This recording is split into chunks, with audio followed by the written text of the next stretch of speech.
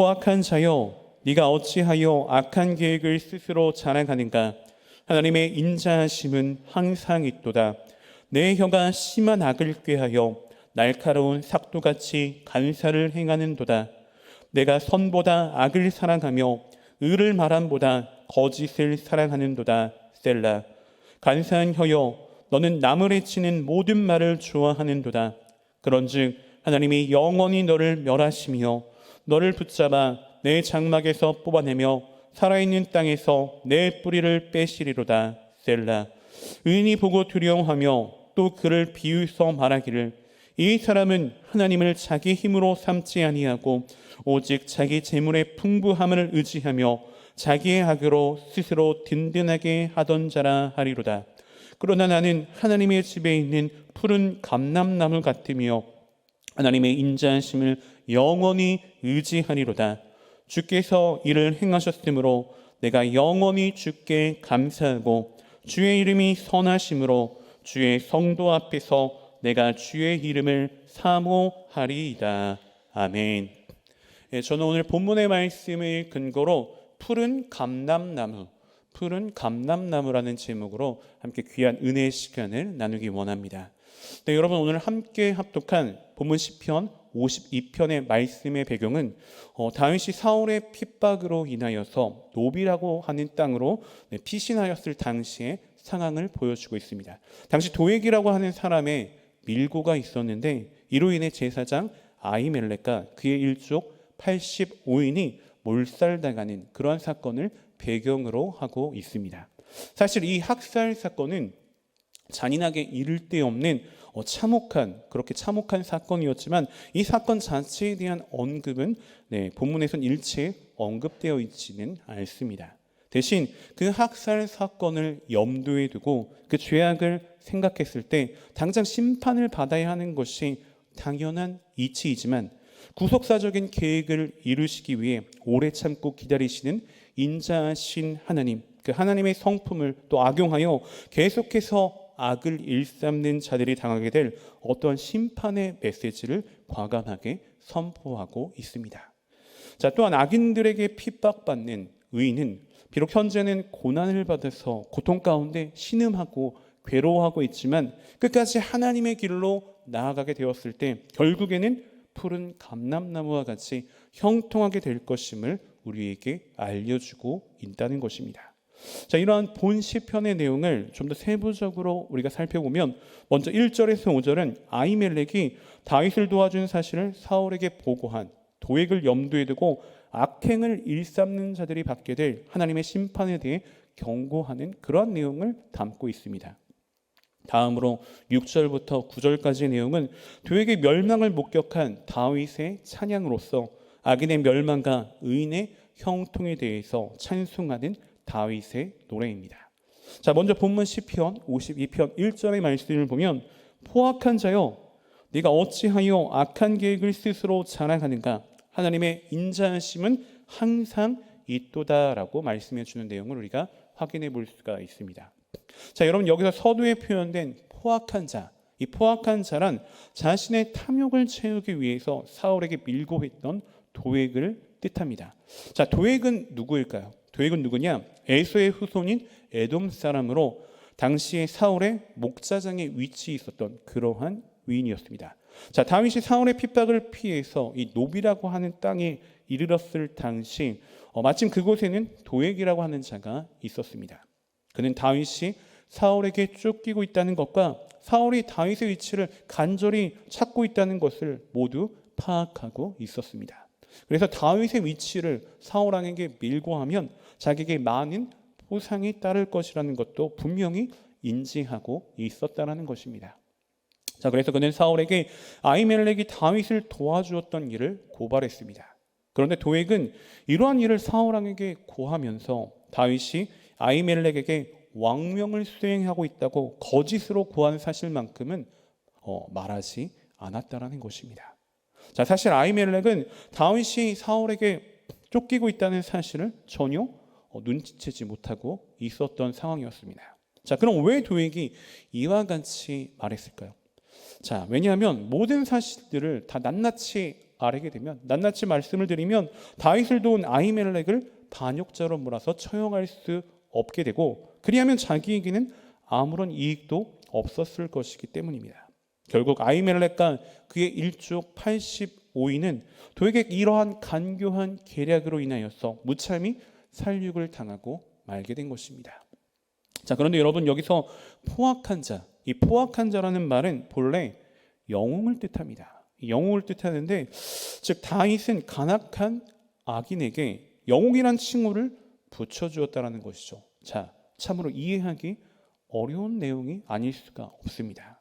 자, 그런데 이 말은 정말 도액이 진정한 영웅이라서 영웅이라고 불렀던 것이 아닙니다. 이는 역설적인 표현이라는 것을 알아야 합니다. 도액의 행위가 악을 해가는 데 있어서, 악한 일을 꾀하는 데 있어서 마치 영웅 같은 모습이라 이와 같이 불렀다라는 것입니다. 자, 그런데 여러분, 영웅이라고 하는 사람, 영웅은 어떤 사람입니까? 한마디로 영웅은 두려움을 모르는 그러한 사람입니다. 자, 사실 다윗도 굉장히 영웅적인 사람이었습니다. 어린 시절 모든 사람이 두려워하는 블레셋의 장수 골리앗을 조금도 두려워하지 않고 물리쳐낸 위대한 영웅이었죠. 이후에도 그는 수많은 대적들과 맞서 싸워 승리를 거두었습니다. 그리고 마침내 주변의 모든 나라들을 정복해서 이스라엘 역사상 가장 강력한 왕국을 만들어내었습니다. 이와 마찬가지로 도액도 일종의 영웅적인 사람이었습니다. 그런데 어떤 영웅이었습니까? 어떠한 영웅이었나요? 악을 행하는 데 있어 굉장히 탁월한 영웅이었다는 것입니다. 그는 악을 행하면서 조금 더 두려움이 없었습니다. 물론 그도 악을 행하면 하나님의 심판이 따를 것을 당연히 알았을 것입니다. 하지만 당장 심판이 내려지지 않으니까, 당장 자신의 눈앞에 심판이 떨어지지 않으니까 악을 두려워하지 않고 악을 행하는 데 있어서 굉장히 담대했다는 것입니다. 즉, 악인들은 악을 행하는 자신들의 행위를 영웅적인 것으로 착각하고 담대하게 악을 행한다는 것입니다. 자, 계속해서 본문 시편 52편 2절 말씀을 보면, 내 혀가 심한 악을 꾀하여 날카로운 삭도같이 간사를 행하는도다라고 말씀해 주고 계십니다. 자, 여러분, 2절의 내용은 이 도액이 간사한 말로 아히멜렉 일족을 몰살당하게 한 그러한 사실을 염두에 둔 그러한 표현입니다. 자, 도액은 다윗이 아히멜렉으로부터 도움을 받고 높 땅을 떠난 후에 곧장 사울에게로 달려갔습니다. 그리고 아히멜렉이 다윗에게 음식을 주고 골리앗의 칼을 내어준 사실까지도 밀고 했습니다. 그런데 도액이 아히멜렉을 밀고 하는 그런 과정을 살펴보면 그가 얼마나 간사한 혀를 가지고 있었는지 우리가 확인해 볼 수가 있습니다.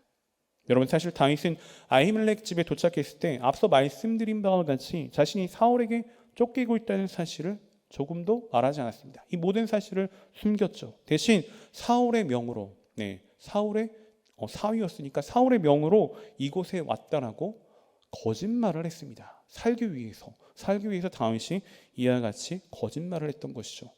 자, 그리고 음식을 주고 무기를 줄 것을 아히멜렉에게 요구했습니다. 그래서 아히멜렉은 다윗의 이러한 요구에 순순히 따를 수밖에 없었다라는 것입니다. 따라서 도액이 이러한 사실까지, 이러한 모든 사실들을 사울 왕에게 알렸다면 이러한 참혹한 학살 사건은 절대로 일어나지 않았을 것입니다. 하지만 도액은 이러한 사실들은 조금도 사울에게 거론하지 않았습니다.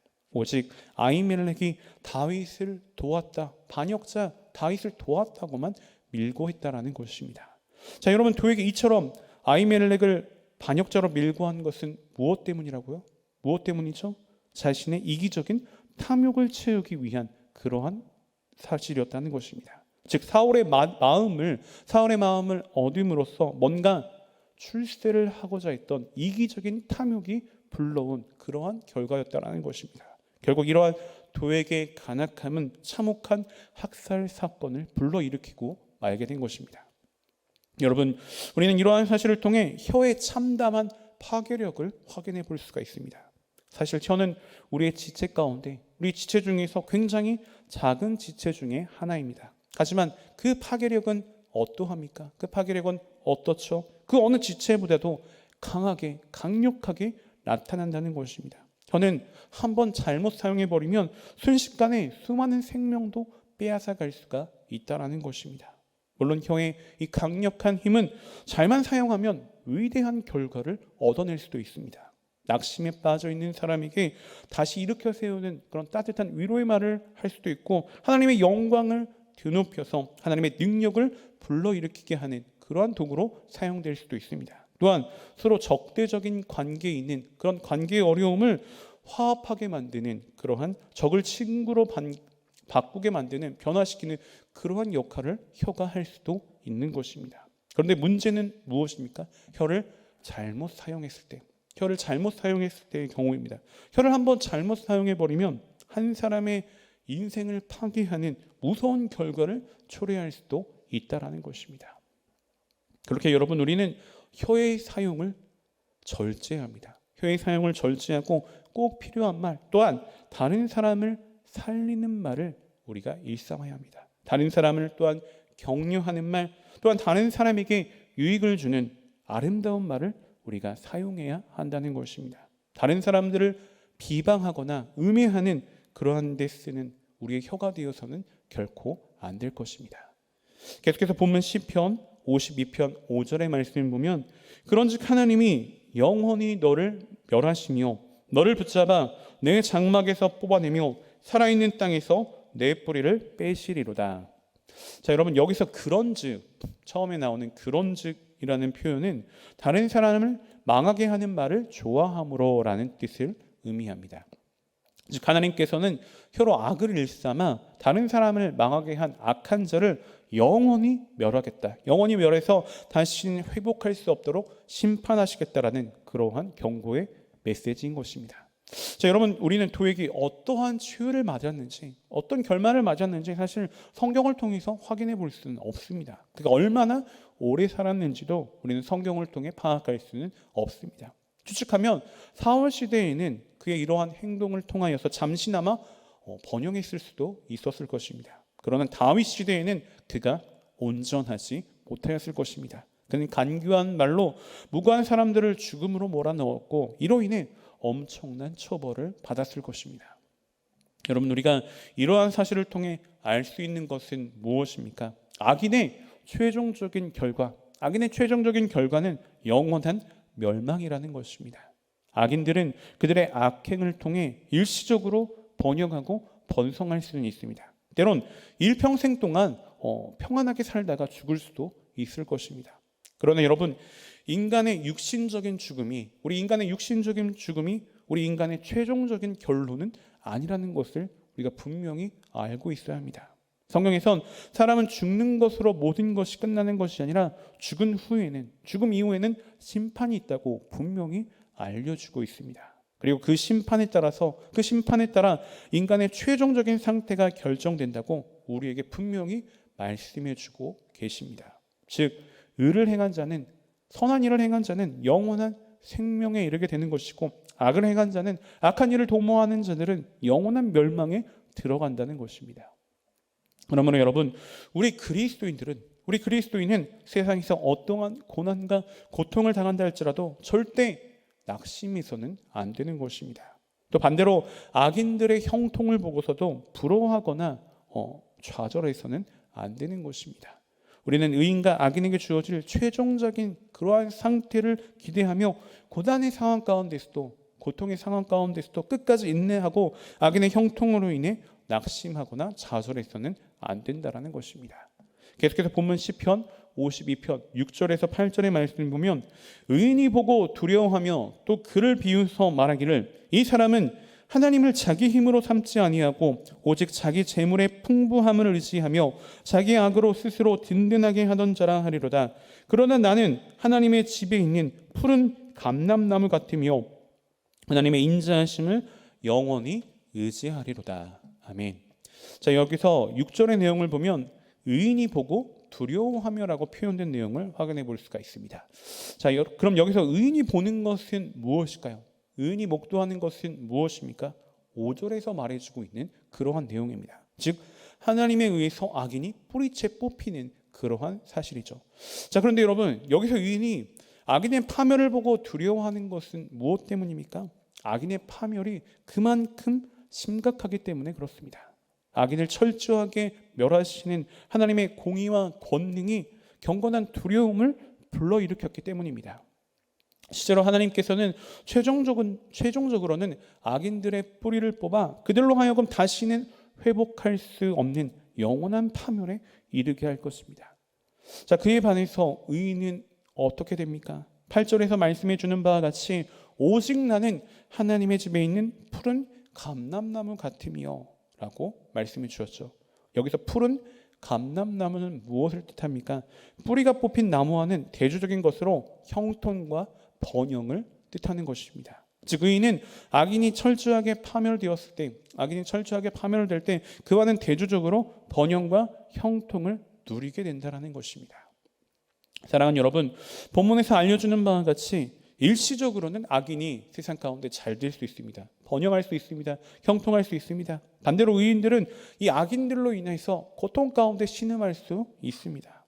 마치 줄기와 가지가 모두 잘린 나무와 같아서 죽은 것처럼 그렇게 보일 수도 있을 것입니다. 그러나 궁극적으로 보면 의인은 푸른 감람나무와 같이 형통하게 될 것이고 악인들의 결말은 뿌리가 뽑힌 절망적인 나무와 같이 된다는 것입니다. 계속해서 본문 시편 52편 8절에서 9절 말씀을 보면 그러나 나는 하나님의 집에 있는 푸른 감람나무 같으며 하나님의 인자하심을 영원히 의지하리로다. 주께서 이를 행하셨으므로 내가 영원히 주께 감사하고 주의 이름이 선하심으로 주의 성도 앞에서 내가 주의 이름을 사모하리이다. 아멘. 자, 여러분 여기서 보면 다윗은 자기를 푸른 감람나무에 비유하며 하나님의 인자하심과 그 이름을 영원히 의지했다고 표현하고 있습니다. 자, 이는 달리 말하면 하나님을 의지한 결과 자신이 푸른 감람나무와 같이 형통하게 될 것이라는 것입니다.